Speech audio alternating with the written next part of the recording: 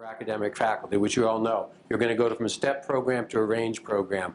They had a task force that was done, I guess, a year ago, and handed out to the colleges, and the colleges were told to transition their faculty, and that all the faculty salaries would be transitioned so that they stayed the same. Whatever you make now, they're just going to move it from that one structure to a new structure and keep it the same, with a couple of exceptions. One, if you happen to be below the new minimum, then you will have to be brought up to that minimum. So those faculty will automatically, by policy and law, be moved to the new minimum.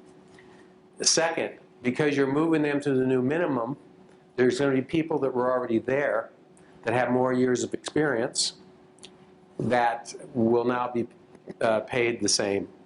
And so you can make what they call a compression, salary compression adjustment or internal equity adjustment to make sure that there's the appropriate differentiation for that.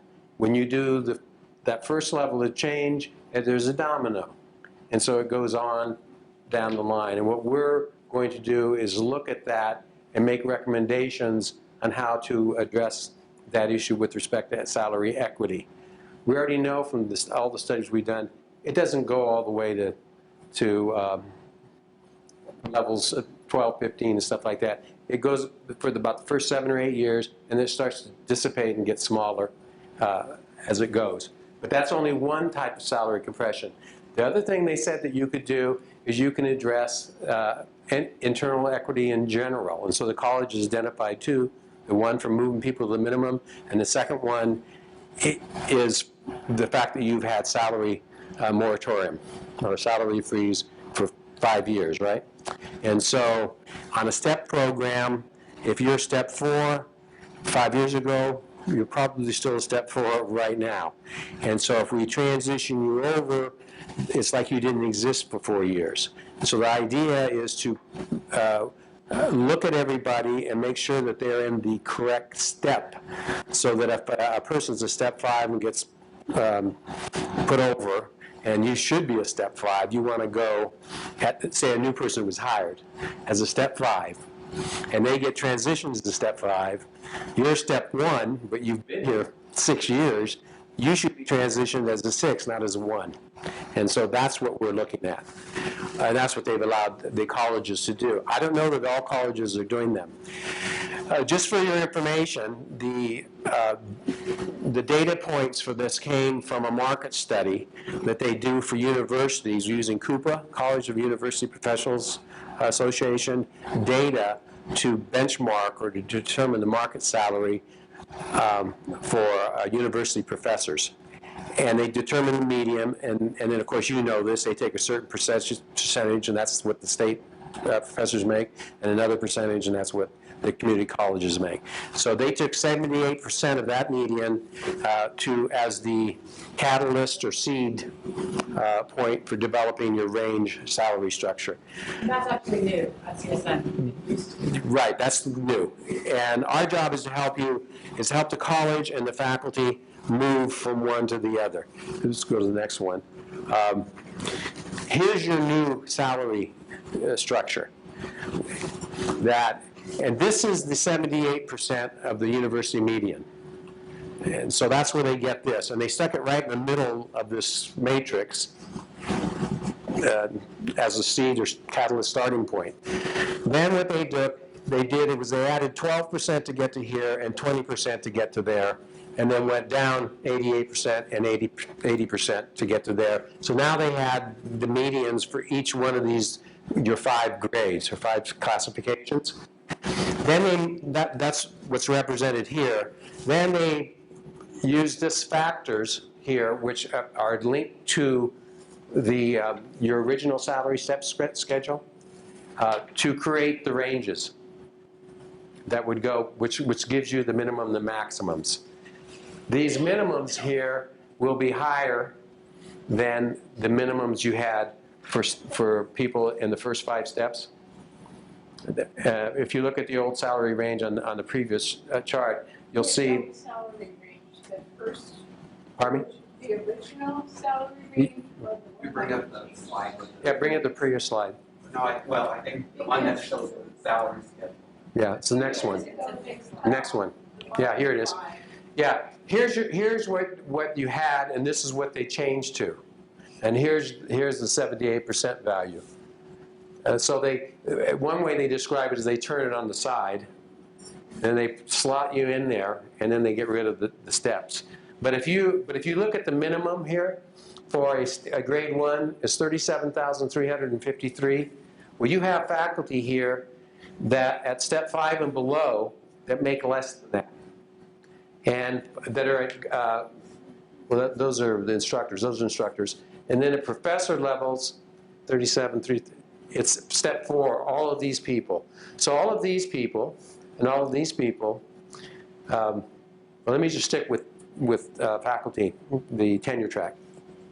Step 4 and below will get bumped up to this minimum.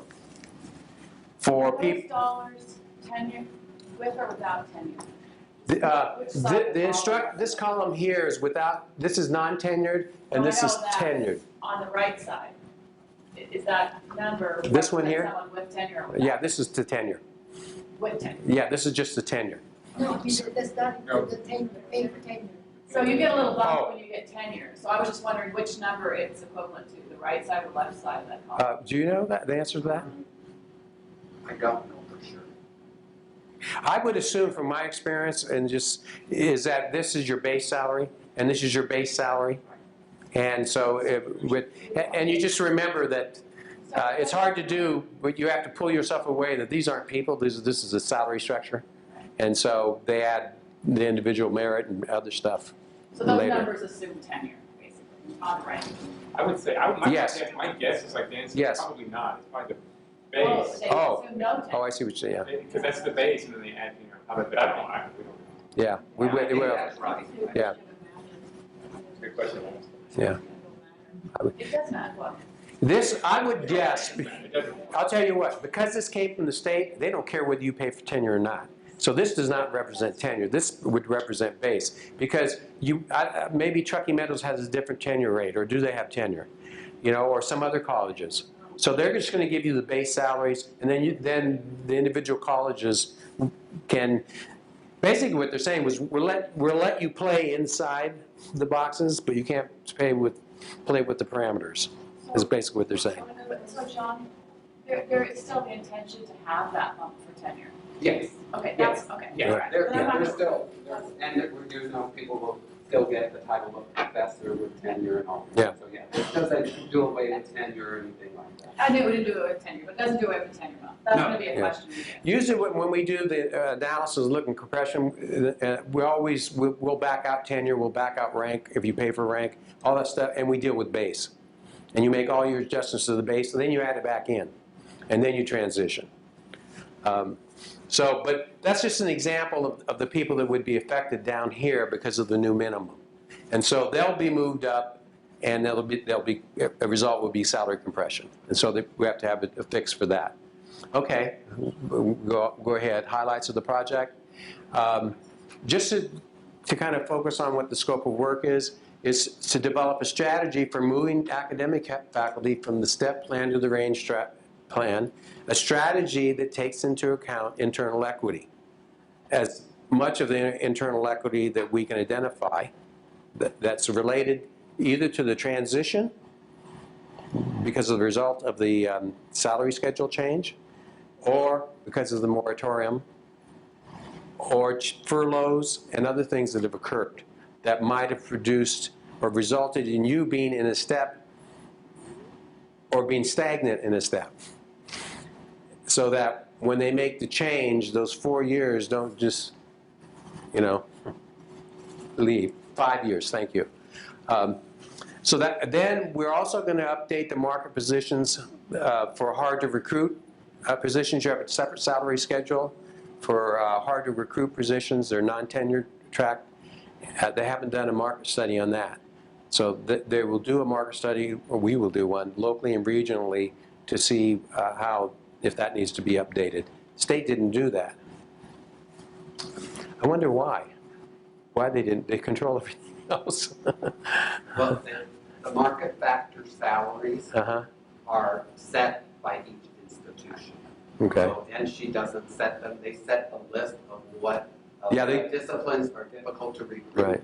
But, for instance, our market is different than trucking medicine. Oh, okay. That's good. That's a good idea. So the institution looks at their market area and sets the salary accordingly.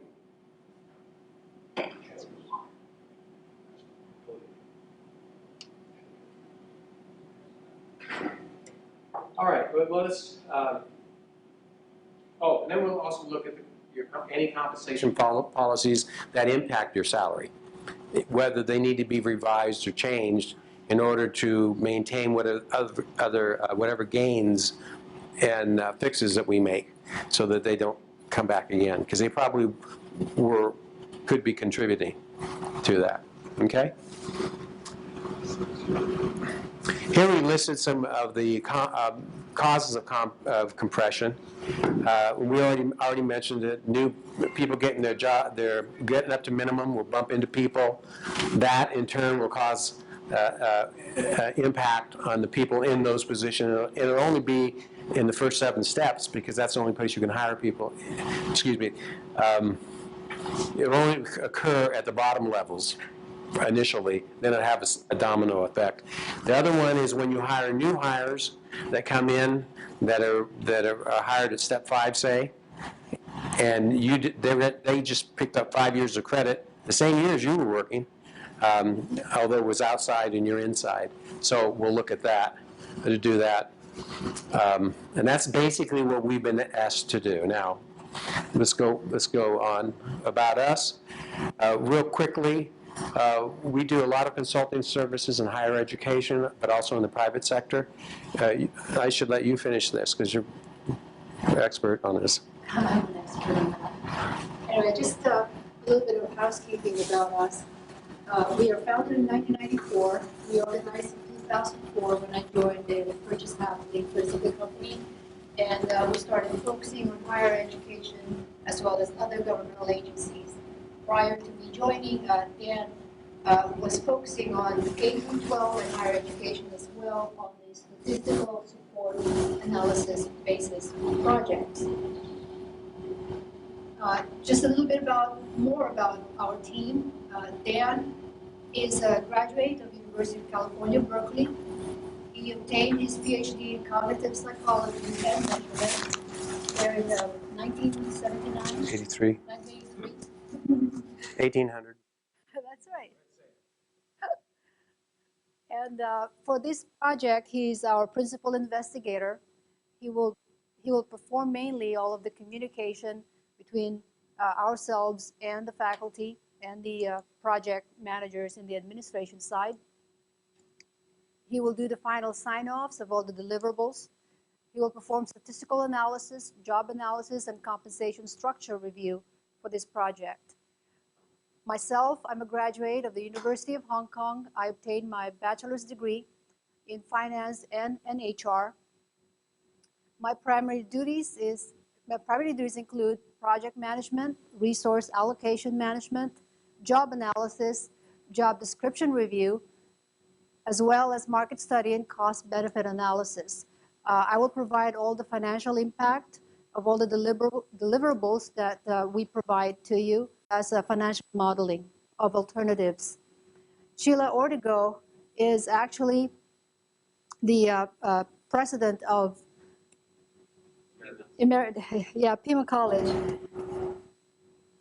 interim president for Pima College at this time. But she is president emeritus of Santa Fe Community College for many years. And we are very, very lucky to have her in our team. She will do most of the advocacy when it comes to communication. It becomes necessary to communicate with the Board of Regents. She will be on our side doing that communication because of her experience in the higher level of administration. She actually started her career at Santa Fe Community College as an administrative assistant while she was getting a degree, and eventually she got a doctorate degree and then eventually became president. So she's worked through at various levels. She's real knowledgeable about She will also review my deliverable in terms of financial modeling and cost-benefit analysis. That's one of her jobs as well. Brian Stout, he is a faculty at Alamo Colleges, to be exact, Northwest Vista College, which is part of the Alamo Colleges. Yeah, but he's a graduate of the University of Texas.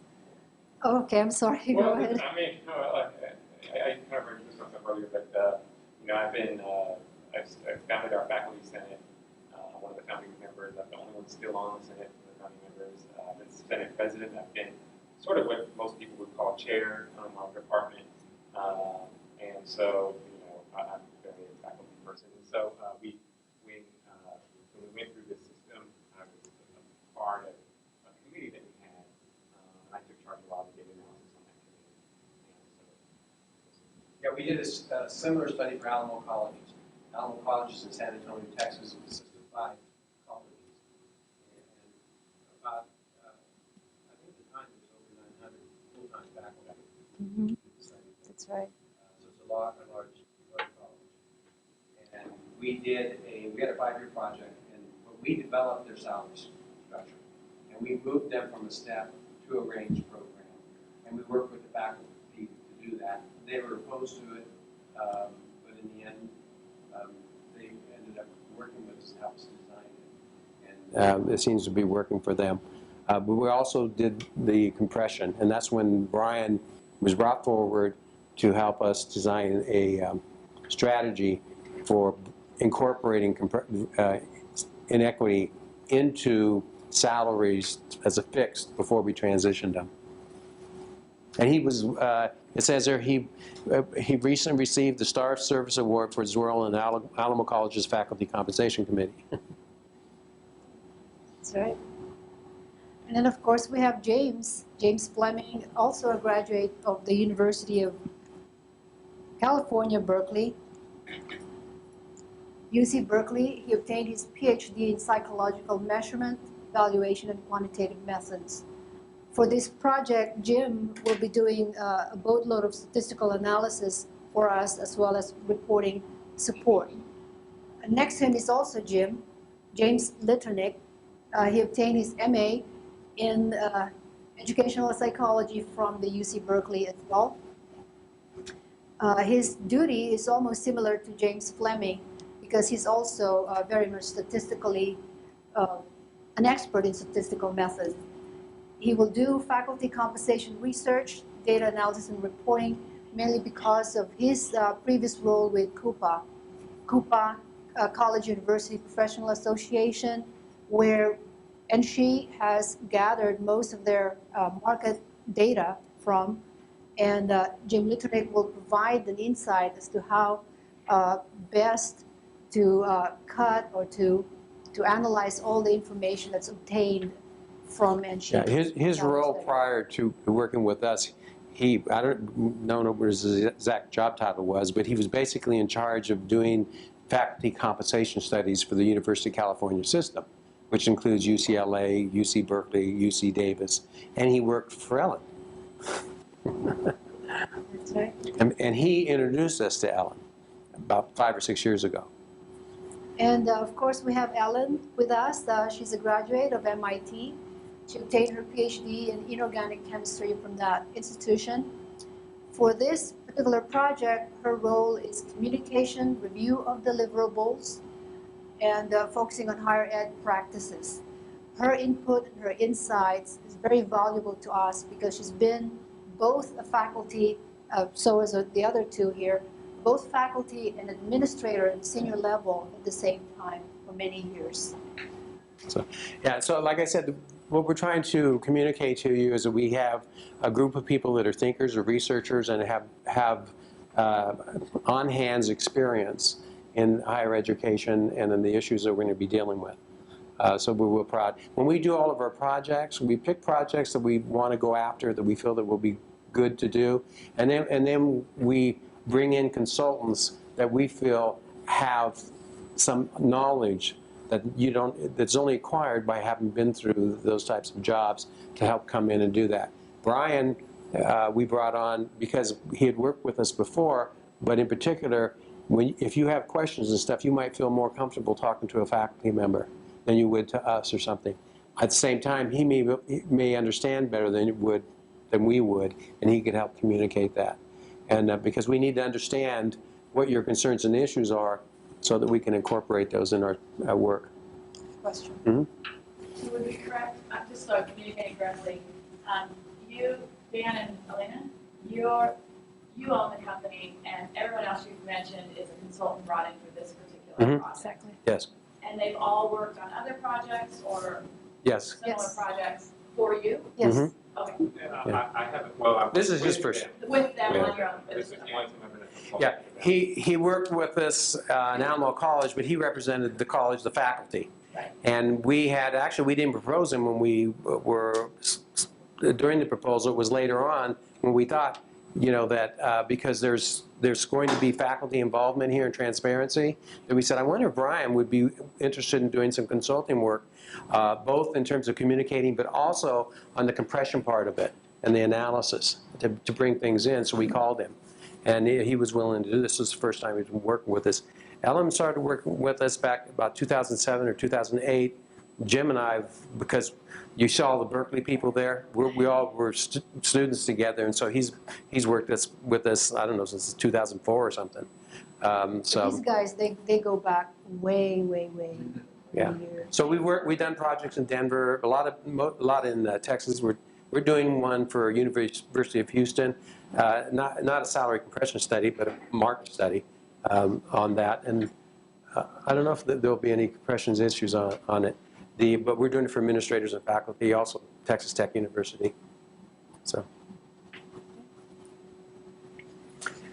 Our project priorities, I know that we started late, so, and I don't want to keep you, and I want you to have a chance to ask questions, but our priorities are to establish a transmission management team. So the first thing we were trying to tell you is what the objectives and scope of work of the project are, what team will be working on it for you, and what your involvement will be. So you said you were going to be on the TMT, and we met with them yesterday morning to go over, and we had lots of conversations and stuff because people weren't sure about what needed to be done because we hadn't done the presentations yet. But basically the role is that they're to advise us, and so and to advise us interactively. So we tell them this is what we're going to do, this is the issue we're looking at, and this is how we're going to do it, and they'll say, no, I don't think so. We want, as in the case of Alamo, we want out-of-state colleges, we want these other colleges to be compared with, because the administration kind of said, we're going to compare you with the Base 8, which is the largest Texas community college, of which Alamo is, but they wanted a little more. And quite frankly, they picked the highest paying colleges. So we want Del Mar College, we want out-of-state college, and we didn't want to do it because it was meant more work. We didn't budget it, but we did it, and it turned out that the Base 8 was probably the best data around.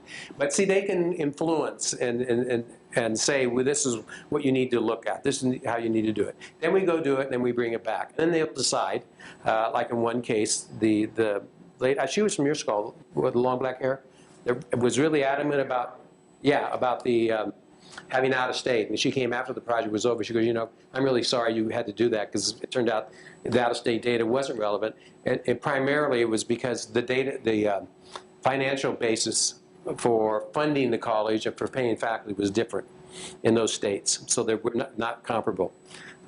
In Texas, you have to go put it on the ballot and increase taxes, right, to do it. So, or go to the state and hat in hand.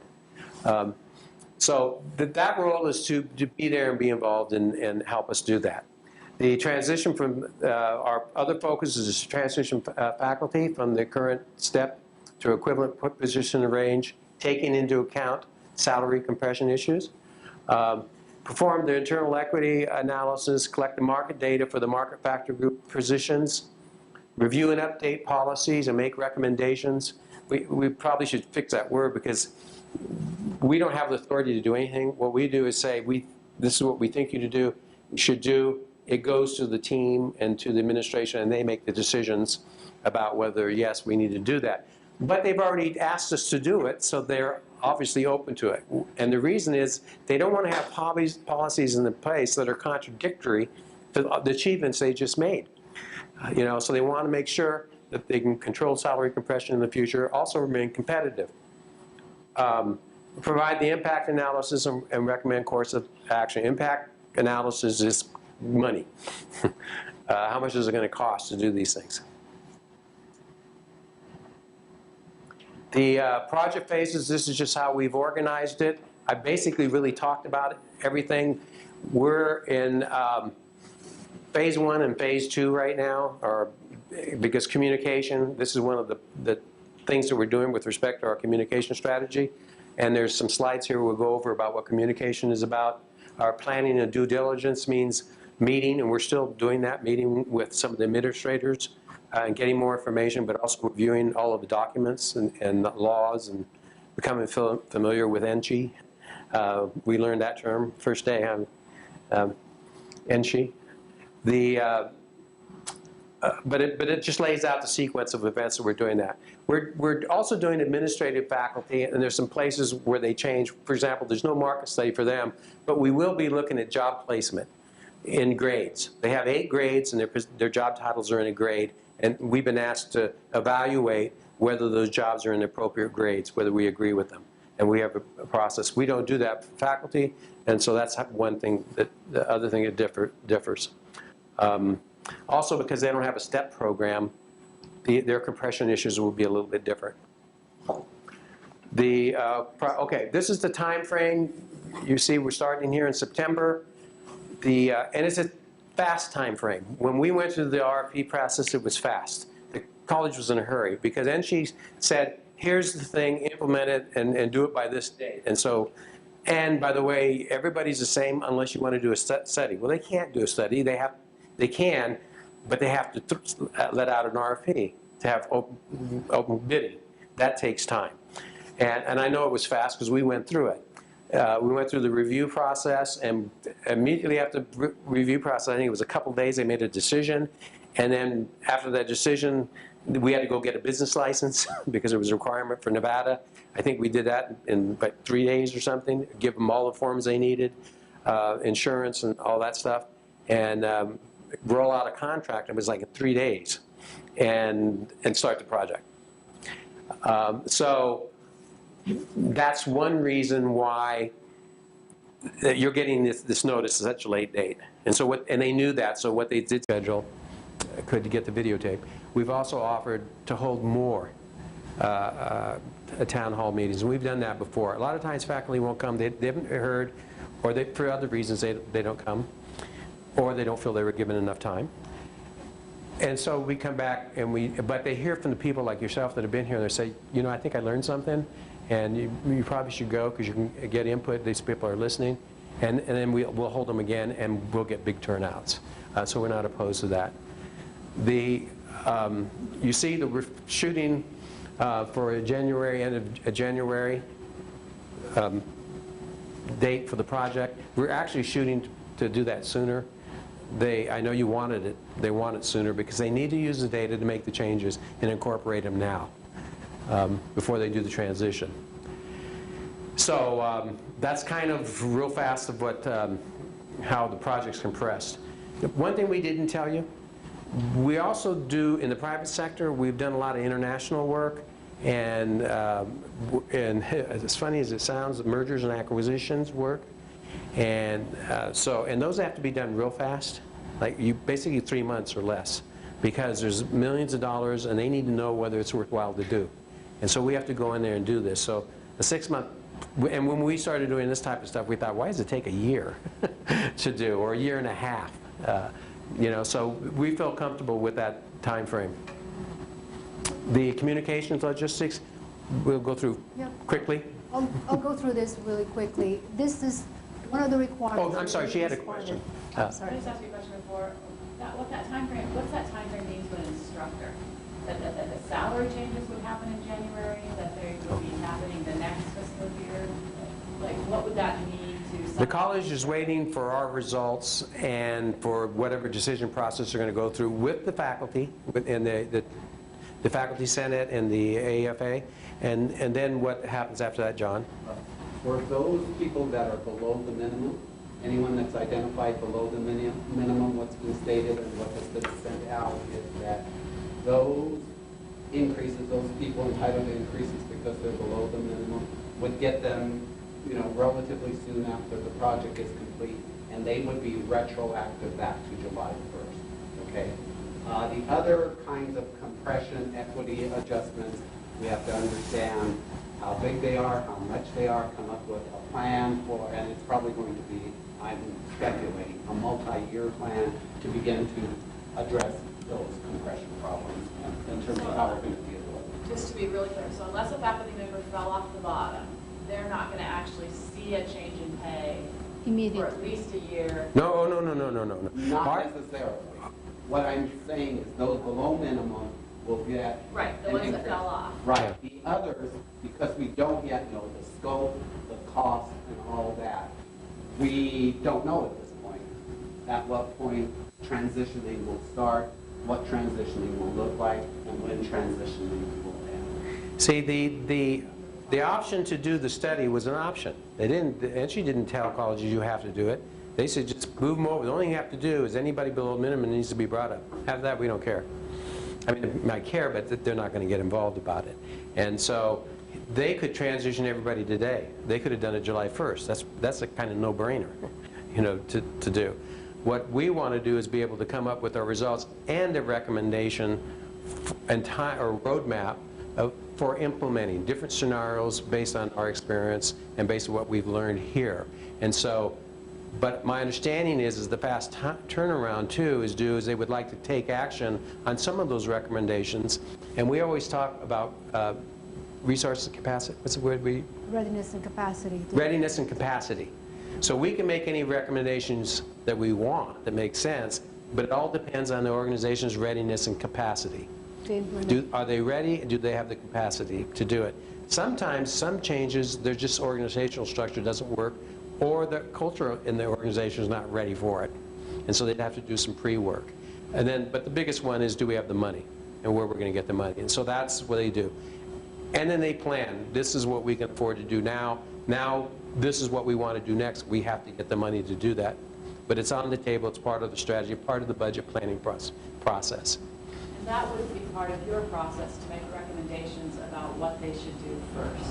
Because I think that's where faculty will have fairness questions. Yeah, that's what we would be doing that. You would be making those recommendations forward. Yeah, we would be given alternative scenarios. But we do that working with the TMT team and with the oversight committee that we're going to show you in a minute. I'm comfortable with the process. I just want to make sure that I know what the right answer is. Okay. Yeah.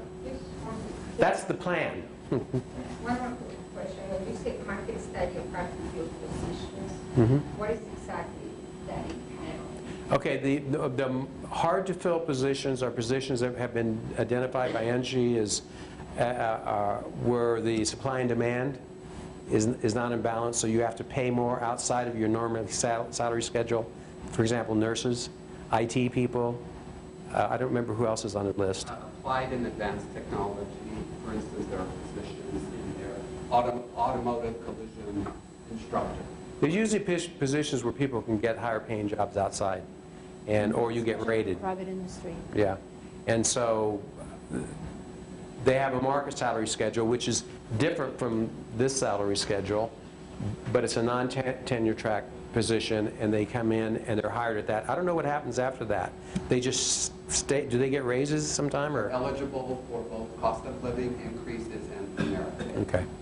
Does that answer your question? Yeah, well, since I'm in Spanish and everybody thinks everybody can teach Spanish and that is a very easy position to fill, everybody thinks that's not a high demand job, and we are having a really hard time finding good qualified professors because they don't want to come here because of the salary. So that's what I'm and see if it's going to be fair. Plus, I was asking also because obviously we're coming out of an inequity salary because of North versus South in Nevada and the state of Nevada, how much the community colleges were Haiti versus here, because they were said that they had a hard time recruiting people, you know, Mhm. and that became a whole issue through years.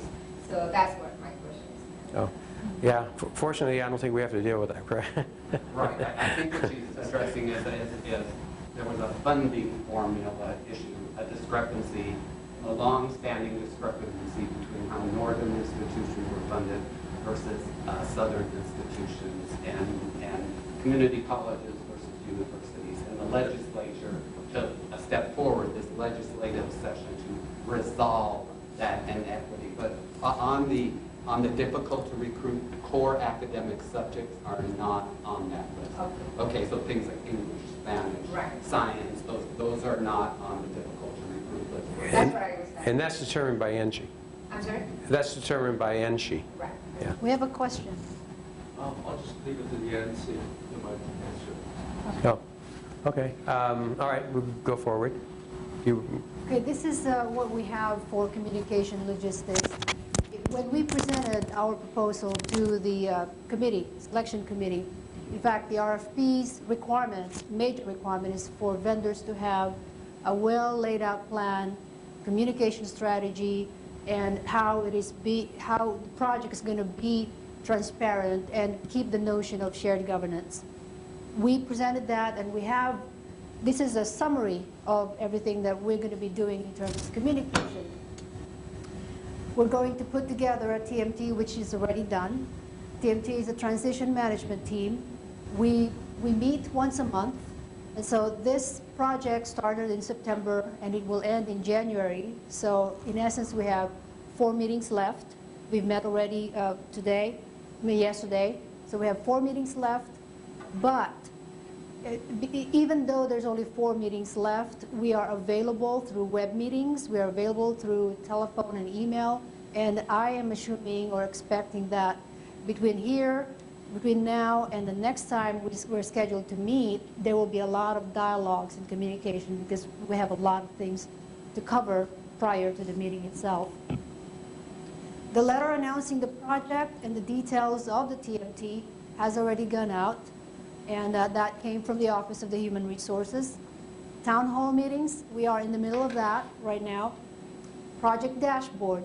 The project dashboard that we have resides in our server. It is a web-based project status type of thing that you can check the status of the project, as well as documents that you can download that has to do with the project.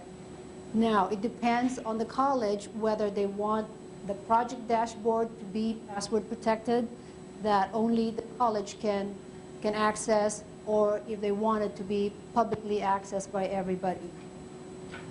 Usually, it is password protected, but in the last couple of projects that we have, the clients didn't care whether or not their materials are public. So. and one had a really good idea. They incorporated the dashboard into their human resources, so people just went through HR, and you know how the websites are at colleges. There's one for the general public, and there's one for staff, students and stuff. And so they can put it on the one that's appropriate for the staff. They don't have to password protect it, but, well, it's already your password.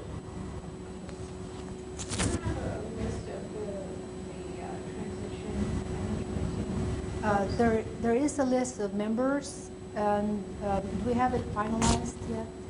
When we finalize it, we'll post It's it. not, okay. Yeah, Will it should be posted. finalized, and the transition management team is going to be split. It's going to be one for academic faculty and one for administrative faculty. Now, normally what we do is we go through a process of selection if we had more time and stuff like that. And colleges will do it a different way. Here, they ask for volunteers, and they took everybody who volunteered. Usually they'll come through, and the president or somebody will review them, they'll make recommendations. And in all of our cases, we've always had them pick diversity. Not just, and I'm not talking about ethnic diversity, I'm talking about opinion diversity. They've had that. So we've always, because they know you can't have a successful project unless you have all of the views and concerns on the table. So that's never been a problem. That's probably because you're an academic institution. People are comfortable, should be, with academic freedom. Yeah. And then we have ongoing communication communication, of course, drafts and final report. We anticipate to have several drafts, probably 8, 9, or 10, before we even provide the final draft. Part of our communication strategy too is the transition management team. Their role will be to communicate, tell us what's going on, and inform other people. Then, of course, appeals process. The appeals process is something that we decided to maintain from your last round of study, and because we are very concerned and we are very, we strive for quality in every project and deliverable that we provide, so we anticipate 0 appeals. If you want to see our work, the Alamo Colleges report that we did, it's called the 2008-2009 Alamo Colleges. Faculty compensation. It didn't include compression in that because that came later on. But that study, we have data on 16 different community colleges, 12 I think inside Texas and 4 outside of Texas. But it gives adjunct rates, it gives duty days, it gives overloads, summertime pay, units, all the policy, initial placement, whether they pay for rank, where the sources of funding come from. I mean, you know, it's a pretty good thing. I know that Alamo had never seen it before. Most of the community colleges had never seen that level of detail. But that's how we were able to do our research. And when we were doing the study, Jim McLaughlin was the chief financial officer at the time. I was on the phone to him one time. I know exactly where I was in the parking lot. And when he was talking to me, he was questioning something that we did. And then all of a sudden he goes, wait a minute. He goes, I'm confused. He goes, did they give you the data, or are you saying that you have a database? I go, yeah, I have a database. He goes, who's in that database? I said, it's about 6,800 faculty. He goes, where did you get that from? I go, the colleges. He goes, you have an actual database? And I said, yes. I said, we didn't ask them what's your average salary of your administrators or your faculty. Those numbers are the numbers that are there. Those averages are calculated from live data. And I remember he was so surprised, remember, that we had that. But because we had done so much work in the private sector, we knew how to get the data. So. That's the Alamo College faculty compensation. Yeah, 2008, 2009 Alamo College's faculty. Compensation study. Is that online anywhere that we have? Or? It is on Alamo College's website. Is it still on there, Brian? You know, I haven't looked. I'm guessing it might be.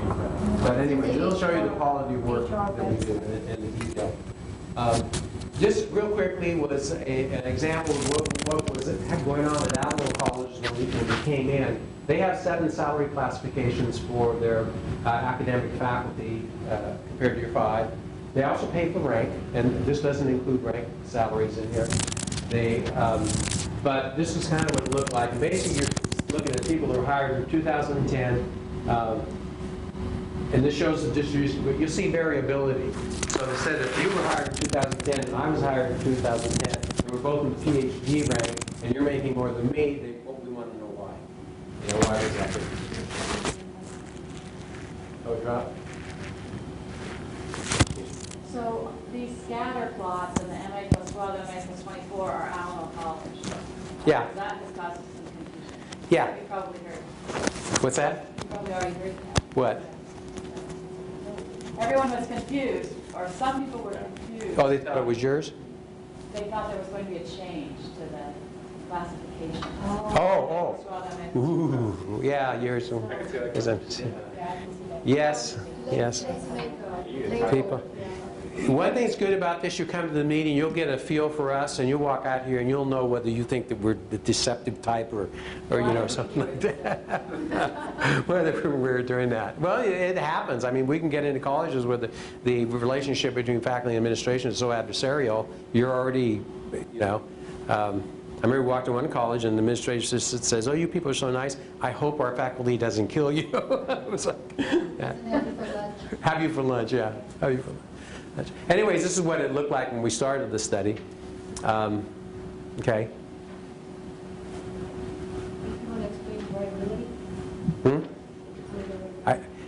Oh yeah, there is one other thing. If you look at this, you'll see it kind of has like a funnel effect on that. We're data heavy. We will take your data and we will look at it all over the place. And so by the time we get done, we know almost everything that's going on. And Brian will tell you that. He'll tell you that the faculty, whatever decisions they made, if their minds were changed or anything, it was influenced because you had data. And he's a data guy, so that's why they picked him to do it. And we actually analyzed our own data, so we got our data straight from our HR. We analyzed it ourselves and then compared it to what Dan had, and there was a lot of match up. Yeah, I was listening one time and I heard him say, they're not lying. But if you see this gets wide here, these are people that are hired a long time ago, and then it kind of gets narrow, and that's a sign of compression. You know, because you want to see it. It does go down, and that's good, because you expect that. Okay. This is when we talked about we have different steps for doing this. So step one, we identify faculty below the minimum and move them up. That's, like I said, is easy to do. Anybody can do that. And then step two is say, okay, what impact did that have? And we developed what we call the salary compression matrix. Now, this is the one that we used at Alamo. And this is when Brian came in and we sat down. We had one and you had a different one. The faculty had a different one. So we sat down and we discussed. We said why, they said why, and we came up. We had different solutions, but we had the same goal, was to fix it. So, and that's what we did. So there was no problem doing that. And that's what we did. But anyway, so I'm going to ask Brian, can you talk a little bit about this? Sure, I mean, one of the problems is the problem. Can you stand up, because they're going to take your picture? Okay. One of the big problems, as alluded to earlier, was that you have newly coming people that have had 5 years of experience somewhere. They come in and they get put on step 5. Whereas somebody that's been here for 5 years is still at step 1. And so that was the first big problem. And so we had to do that. And so we went through and we tried to fix that. We only had 3 years of no raises, unlike 5 of you. But we did various things to make sure that people coming in weren't making more than people who worked here. So if you had 2 years experience at Alamo colleges, it should be at least as much as having 2 years experience outside. So that was one thing that was very important for us. And then that led, though, to when you're moving all these other people up, well, then it also still affects down the line, the folks beyond the first. So this is showing you what we did sort of on the first 7 or 8 years of individuals. But then we did other things to sort of move folks along as well on the later parts of the scale.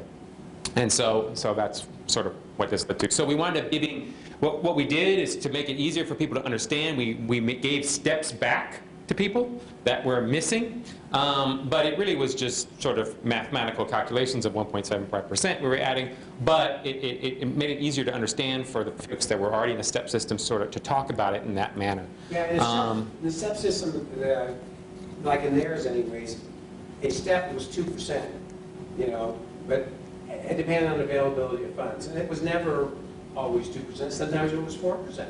If the market dictated it. So what we did here is we knew how many steps you needed to be corrected. The question was what was the value of those steps? And we didn't stick to the step schedule because it was up in the air. And so it was real simple. We settled on the one that got them where we wanted to get most efficiently.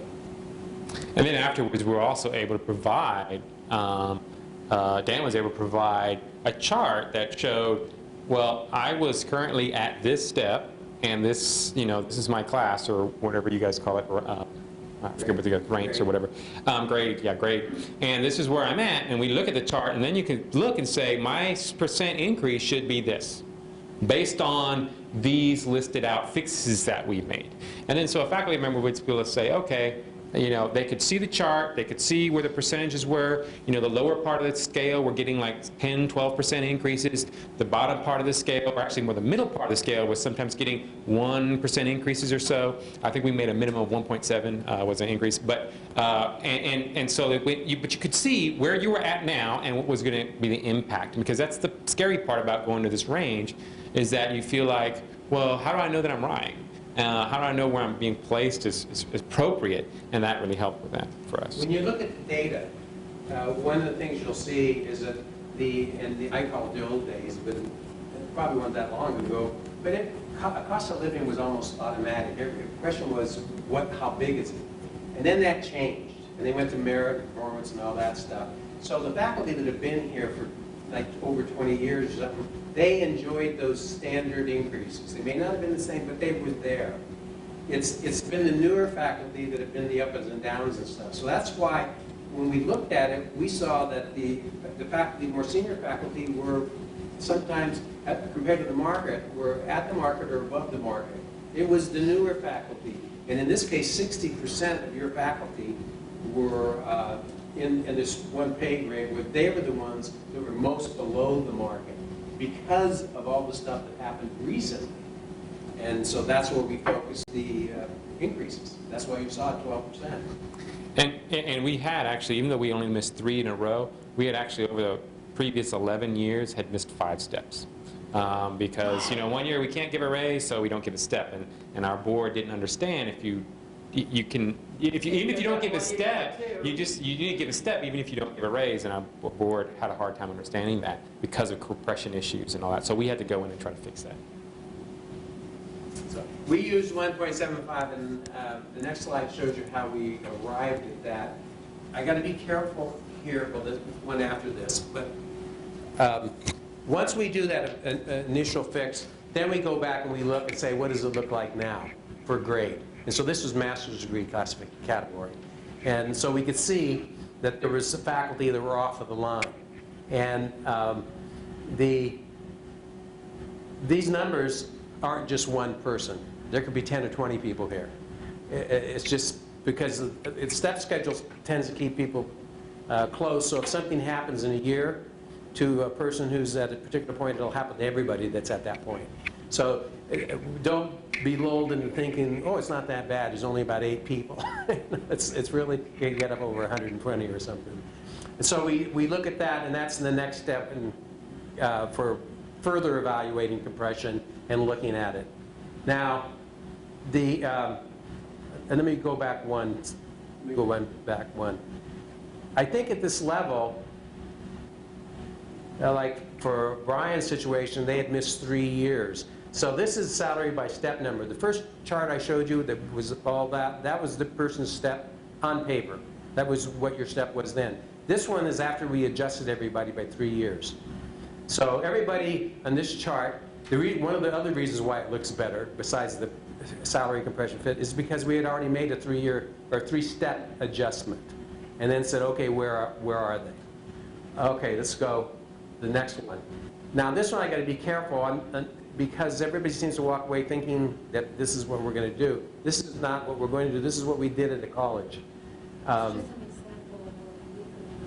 It's an example of what we can do? Yeah, an example of potential or possible solutions. Yeah. One of the things we're asked to do is look at policy. When we looked at policies, we said, what policies impact faculty's compensation? Well, the first thing is initial pay, which is tied to years of service credit. And then we look, well, the other thing we identified was how fast can they, or how much do they get when they move up a class? Promotion, advancement, and how much do they get when they go down? Well, we calculated that for all of the colleges in our study. So we knew where they were with respect to all of those indices. At the time, they were 6th in average salary.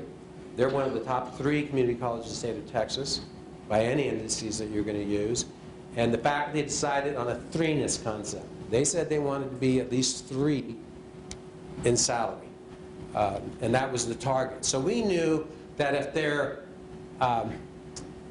initial placement policy was dead last, and they didn't change it, in a few years, if we made them 3 now, in 2 or 3 years, they're going to be 6 again, because it's just going to deteriorate. So we recommended the change, and so they changed it to 5 one year, and then, was it 1 year or 2 year? And then they changed it to 7. We initially were actually going to do it we were going to phase it in, but then we wound up just biting the bullet and paid for it all at once. Yeah. And so we didn't phase it in, we did it all at once. So what we did is we had to develop a new salary, initial placement salary schedule, and it's a range thing.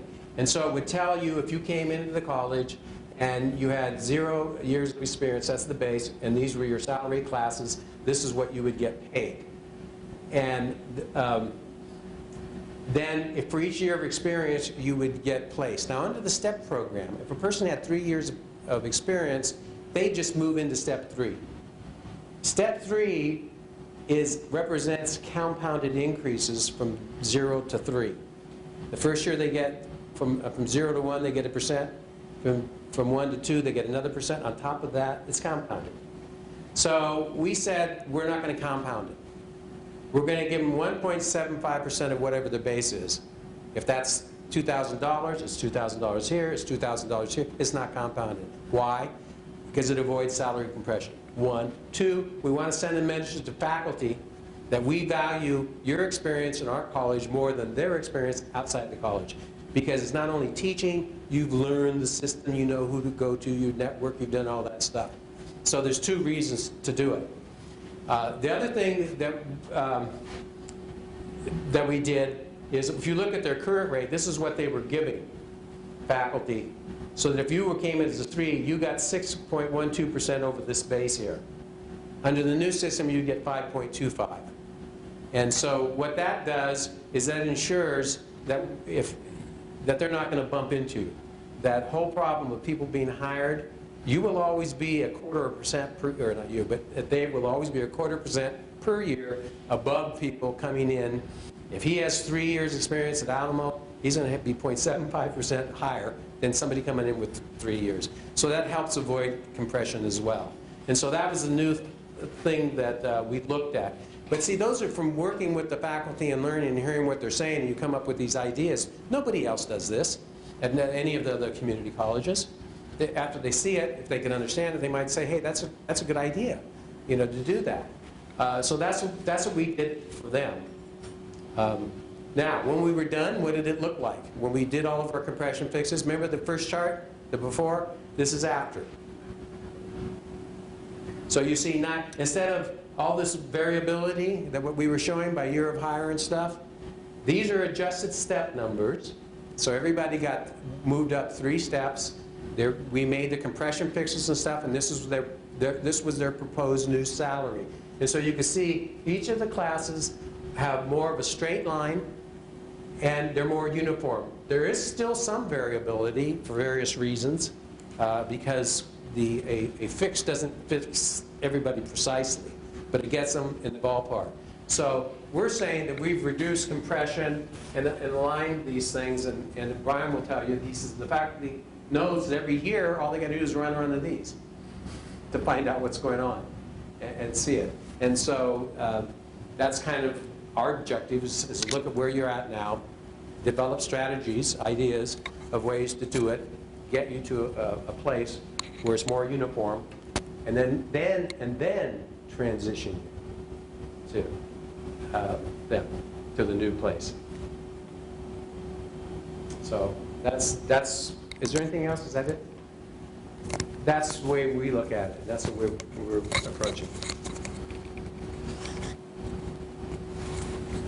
Also, time-wise, I heard an email message saying that the faculty will be contacted on an individual basis at some point during this phase.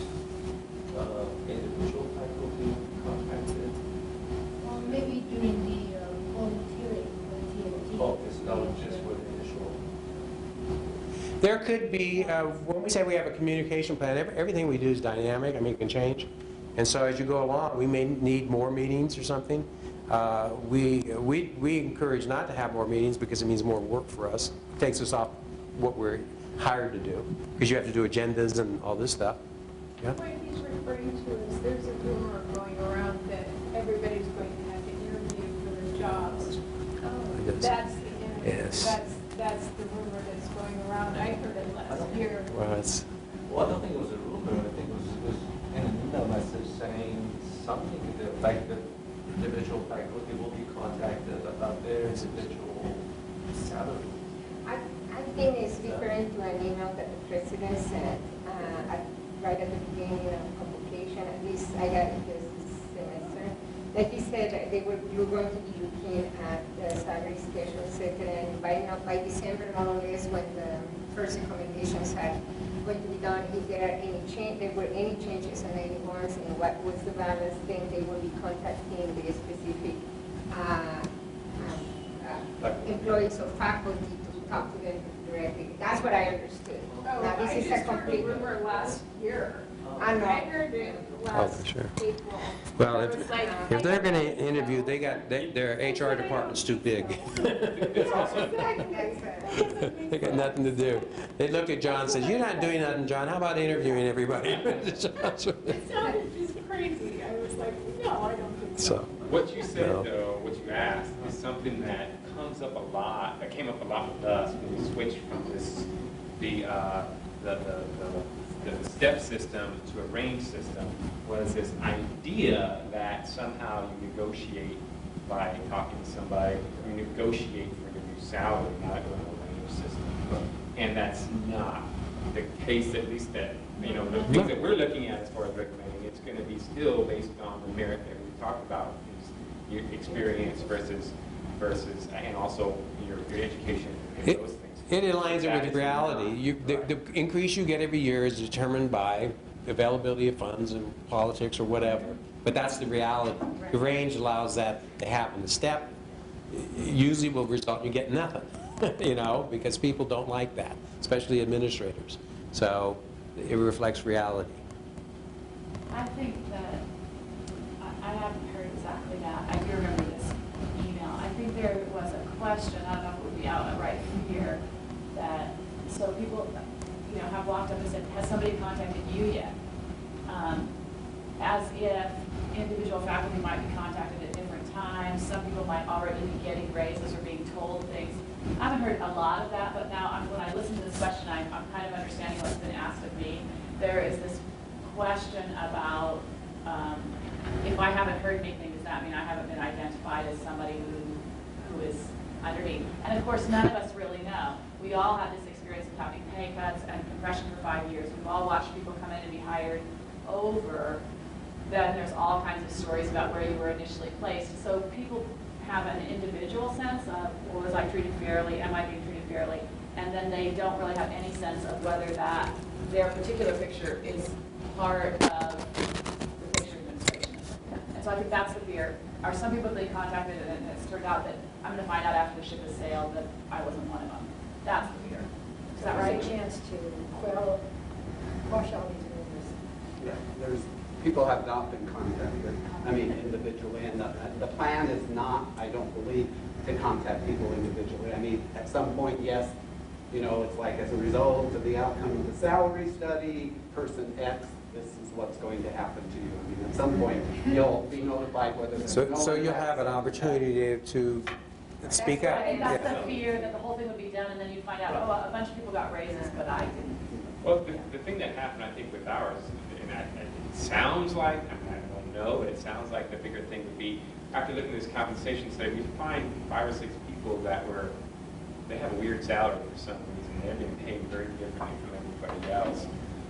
And so there may be things to either bring them up to where they should be, or if they're high, you know, things that we did was to freeze them until everybody catches up to them.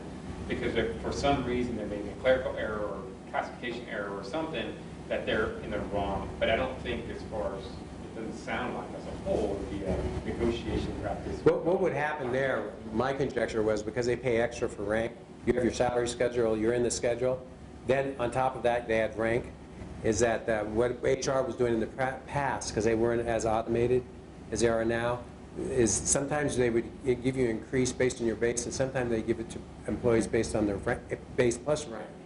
And over the years, they would start to go differently. So they don't go back and get the money, but they, and then probably the faculty knew that they were. I think a lot of the concerns comes from the fact that I think there is a part of truth in which some people who, for example, when we got here, what they accepted as a minimum of experience, we had 20-some years experience, they don't accept a certain amount. Later on, we figured out they were actually accepting more, and all these things. So, but we were placed on this base, you see, and all of a sudden, for example, And then it was a lifelong. exactly. That's So what you didn't know. it's been, and I think that's what it comes from, and actually that was my concern too, and also how the steps actually were placed that I don't think they were right. But anyway, that's where it comes from. However, I really think that when the president sent the email, he was referring mostly to people who, for whatever reason, they really are going to see a specific change that they need to interest with the person, not necessarily because they're going to be favored or not, but because of what it would happen, they might contact them if that was the case. That's what I understood, but I might be. And we had the same thing also when we adjusted to the, we gave 7 years of credit, we initially only gave 3 years of credit that you could earn coming in. And so what our college did was it allowed people to go back retroactively and ask for more credit. They could show evidence that they should have gotten more credit. So that was See, also a source of salary compression would be the change in policy to 7 years. And so people would come in, the new hires, and so they did. They made the decision. And we did the analysis when they said, how much would it cost and how many years should we go back? And so we gave McLaughlin various things, and they went back, okay, 11 or 12 years, I can't remember what it was. They said if you were hired within the last 11 or 12 years and you could show that you were hired at 3, but you really had 5 or 7, then they would move, they weren't going to give you money, but they'd move your step, which puts you in the right salary bracket. So eventually, you will get more money, depending on what the value turns out to be. There's So- no plan to do that. Ours is 10, is that right, John? And Yeah, it's The maximum 10 years of experience that is counted towards initial placement. That's right. There's no need to do it here. There was because they had made the changes, and they were big There are enough. lots and lots of stories. I don't think anything in this process addresses this, but there are many, many stories of people who feel they were strong-armed in the HR process. I myself was told I could sign my contract within an hour or I went to the next person.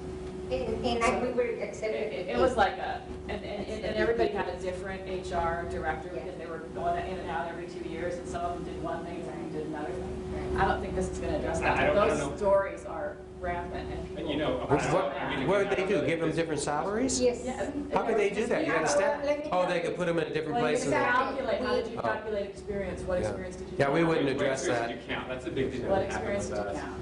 And, you know, my recommendation would be as a faculty to come up with maybe a plan to sort of look at that yourselves and ask for reevaluation potentially. And that might be something that you guys could ask for. It's a different as question. group. And it's a Yeah, different different question. It would be question. something that we would necessarily see, but I think that might be something, you know, you know, that you guys might want to. Yeah, Something to that's. reevaluate and make sure that these things are. Yeah, the scope of work and focus is based on 2 things. Salary and equity due to the furlough, the last 5 years that happened, and to the change from one to the other. Anything that happened when you were hired or when people were hired before, or because they had a different director or what, those are, first of all, they're anecdotal, and second of all, they would require a different type of study and manual documentation. No, I can tell you that because we were under a maximum of 8 years. And obviously later was 10 years. And that's what I'm saying. And I'm going under 8 years with 20-some years experience. So that's what I was thinking. But also I think more than the concerns come out, not probably what you guys are going to be doing as much as the actual evaluation by merit. What is it going to exactly look like? And I think that's more the concern than the actual analysis of this, you know? So I think that's where So you're only looking at the years of service that people have performed at CSN, is that correct? Yes, I think that's correct. Well, no, I think it would take into account their, Experience. at least with us, it took also into account what they were hired in as far as experience. So where they were initially placed on the step, plus the experience that they gained here, right? So that was. Yeah, it's built in. It's built in. It's built in where your initial step was. So your initial step already builds that in. It's no longer that way, as they mentioned. And golly, I don't remember how many years ago, they just whacked off five steps. Well, they just did it again Three- this year. 3 years, are we talking about the 2008 adjustment, Right, July 1st, right. 2008? They cut off, They added 3 steps to the top, they adjusted yes, the but what bottom. did that do for people like me who started at the bottom? It cut off my 3 years of working here. So you became a bottom step after. Yeah, we were Yeah, We Yeah, all, 3 years. but we all dropped. Well, see- And so then I basically, I think somebody that was is hired valid. at 0 was making the same as what I was making. I'm just using Right, that right. as an example. I can't give you like that, And but was that used when they I was- skipped steps there to were sort of a try lot to of address that, or how did that? Because that's really important for us to know. Well, that's why when people get hired in, they get hired more. So for example, I was hired in at 4. This is my 10th year as a full-timer, and I'm a level 6. What So happened? how do you? What happened is prior to 2008, initial placement was based on highest degree earned, okay? So if you were at a PhD, that meant you were step 5. And you were credited with up to a maximum of 10 years of experience. So if you had 15 years teaching experience, you were placed maximally at step 10, okay? In 2008, the Board of Regents, in their wisdom, decided that they were going to add 3 steps to the top, okay? So increase the earning potential, okay, at the top. A calculation was done. People were then adjusted. I don't believe anybody lost actual dollars as a result of this transition. But they dropped in the steps. So somebody who was at step 10 was now at step 7. And when we calculate new hires now, if you were to come to us, Brian, and you had 15 years experience, we would say, okay, the maximum we allow for is 10. Then we would take 10 minus the 3 that had been adjusted, and you would be placed at step 7. You would still be given credit for all 10 years, but you would be placed at 7. It used to be much easier for people like me to explain when it was 1 for 1. Hey, you know. And the whole point of that was that we would be actually attracting new faculty because we would hire them that was the whole compensation point. So the idea that we hire people and then we drop them 3 makes it totally.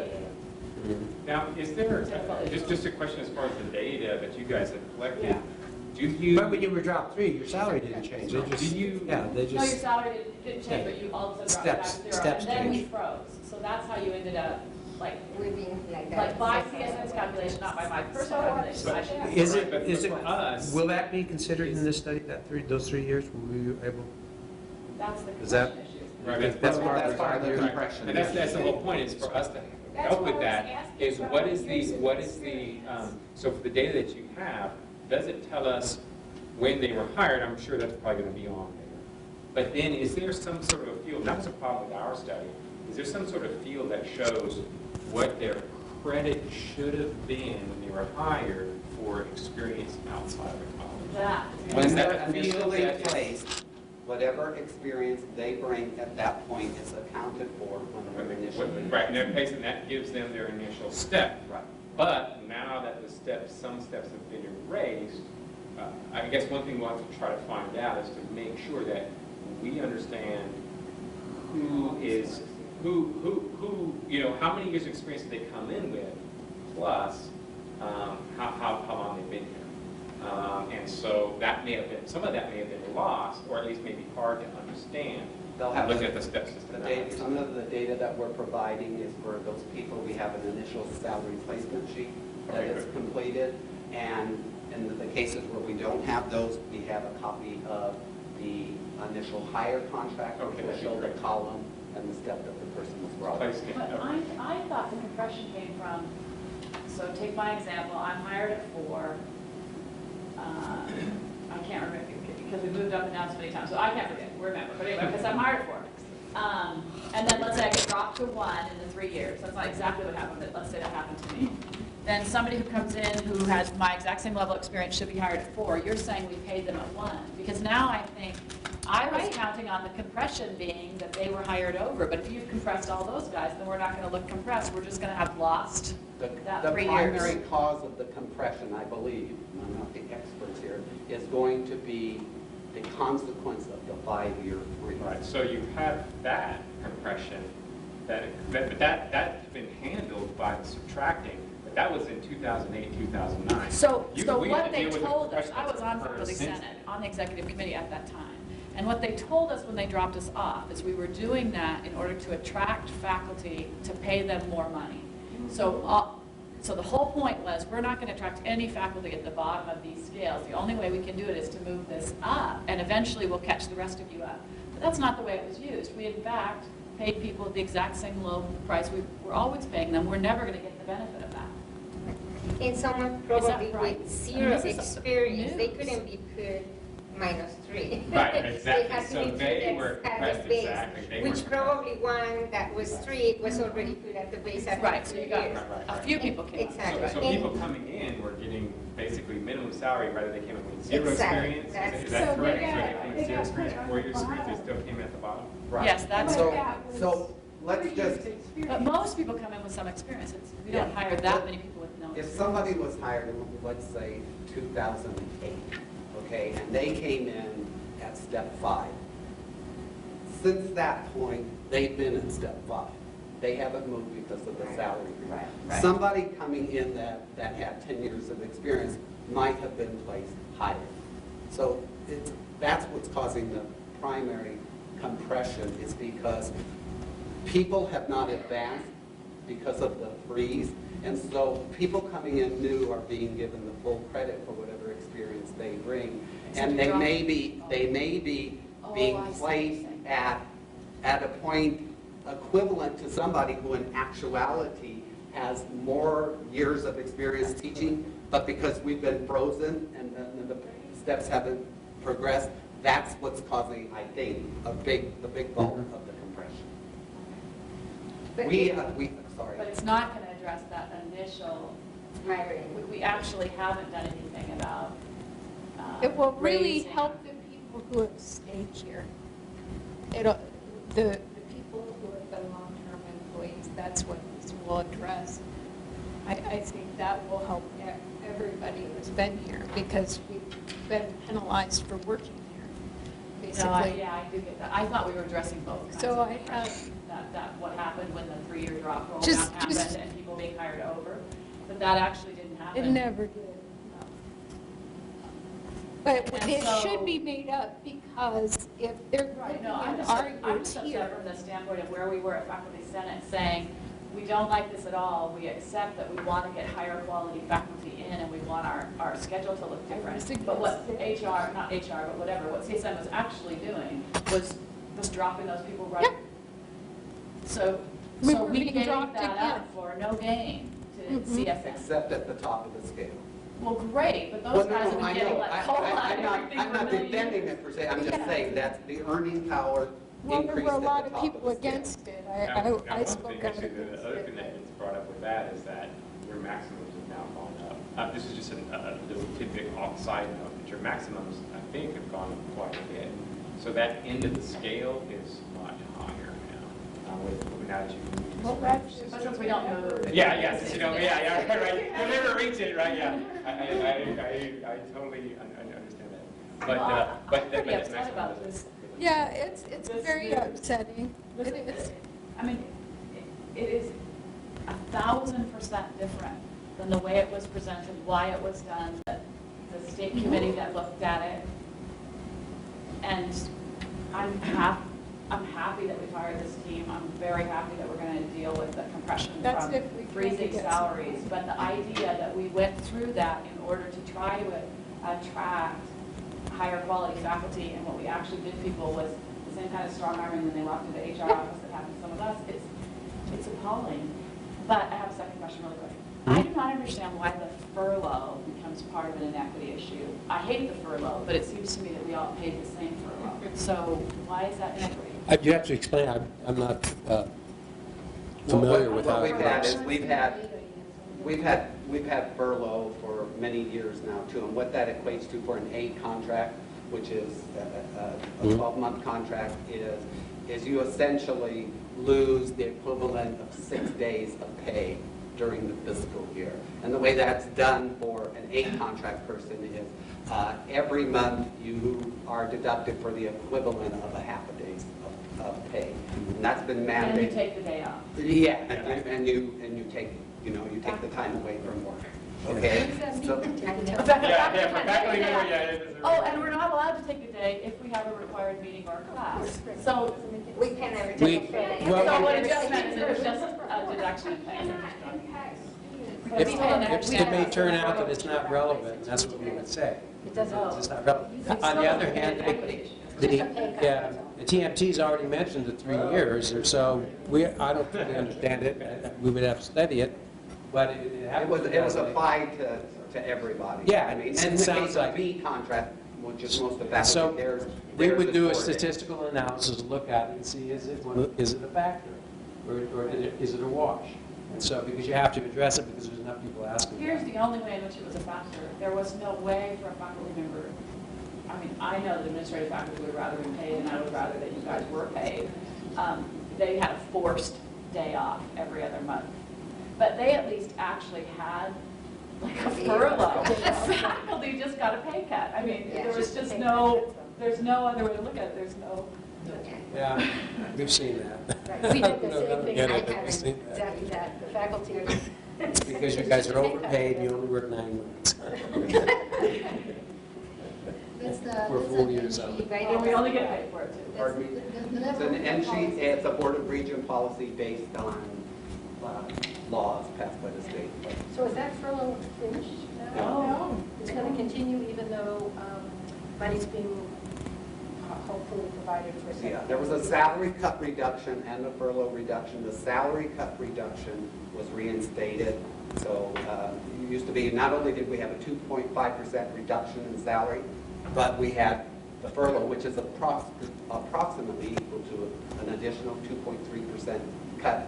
So people will have a 4.8% cut. And we were frozen. And now, July 1st, the 2.5% reduction has been restored, but we still have the 2.3% approximate equivalent to furlough. Nevada,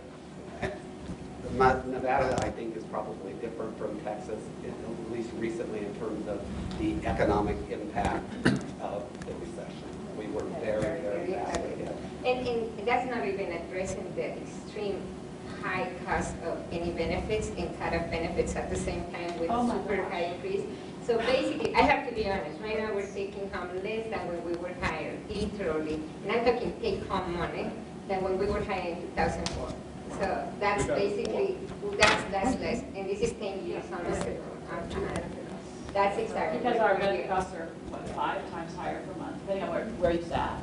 And instead of having actual deductibles, we have an HSA, and we pay the first $3,800 out of pocket. I mean, it is amazing.